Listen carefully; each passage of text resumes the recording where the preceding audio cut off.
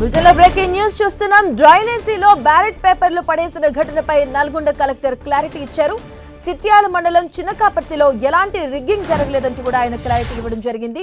చిన్నకాపర్తిలో ఎలాంటి bogus voting కూడా జరగలేదు. పోలింగ్ కౌంటింగ్ ప్రక్రియలో ఎక్కడా లోపాలు జరగలేదంటూ ఆయన క్లారిటీ ఇవ్వడం జరిగింది. ఎంపీడీఓ, ఆర్ఓ అలాగే ఇతర సిబ్బంది సమక్షంలోనే ఆర్డీఓ విచారణ చేశారు. అలాగే పోలైన ఓట్లకు కౌంటింగ్ కు లెక్క సరిపోయినట్టుగా తెలియదంటూ ఆయన క్లారిటీ ఇవ్వడం జరిగింది. ఇదే అంశానికి సంబంధించిన పూర్తి డీటెయిల్స్ మా కరెస్పాండెంట్ చంద్రశేఖర్ అందిస్తారు. చంద్రశేఖర్.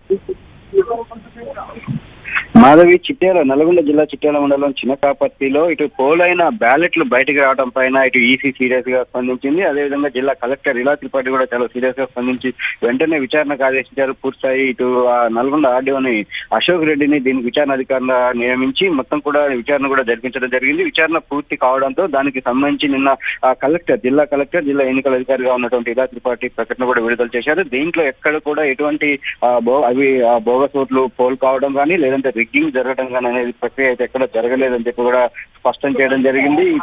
మొత్తం ఈ ఘటనకు సంబంధించి ఏదైతే ఇటు పోస్ట్ పోల్ ఇష్యూ, ఇది పూర్తిగా ఓట్ల లెక్కింపు, అదే విధంగా దాన్ని అంతా పూర్తయిన తర్వాత ఇద్దరు ఇటు ఓడిపోయిన అభ్యర్థి, గెలిచిన అభ్యర్థి సంతకాలు కూడా తీసుకున్న తర్వాత అక్కడి నుంచి అందరూ వెళ్ళిపోయారు. వెళ్ళిపోయే క్రమంలో అక్కడ ఉన్నటువంటి సిబ్బంది కొంత నిర్లక్ష్యంగా వ్యవహరించి దాన్ని ఒక గోనె సంచిలో సీజ్ చేయాలి బ్యాలెట్ పత్రాలను, కానీ అటువంటి చేయలేకపోవడం వల్లనే ఈ తప్పిదం జరిగింది అని చెప్పి అయితే వాళ్ళు తేల్చడం జరిగింది. విచారణలో కూడా ఇది చాలా క్లియర్ గా తేలిందని తెలుస్తుంది. ఎందుకంటే ఏదైతే పోలైన బ్యాలెట్లు అంటే లెక్కింపు సమయంలో వచ్చినటువంటి లెక్క, ఆ తర్వాత పోలైన బ్యాలెట్లకు కూడా మొత్తం లెక్క సమానంగా ఉండటంతో ఎక్కడ కూడా ఇందులో ఎటువంటి అవకతవకలు కూడా జరగలేదని చెప్పి ఎన్నికల సంఘం నిర్ధారించింది.